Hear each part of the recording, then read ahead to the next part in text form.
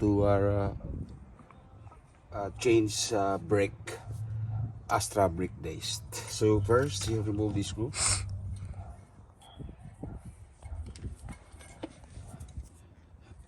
Remove.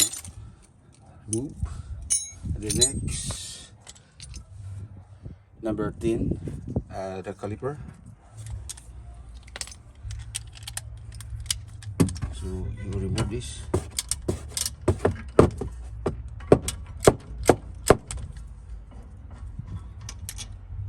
And then other side here. And then this on the bottom side. So this one is number 13. So this is Vauxhall Astra 2013. So remove the caliper, and then after that you turn the brake piston into right side to adjust, push in. Okay, and then after that remove the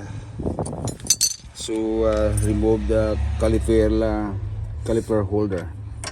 So number 15. Yeah, so this is number 15 socket. Okay, kita mo. So now this is the caliper. So next remove the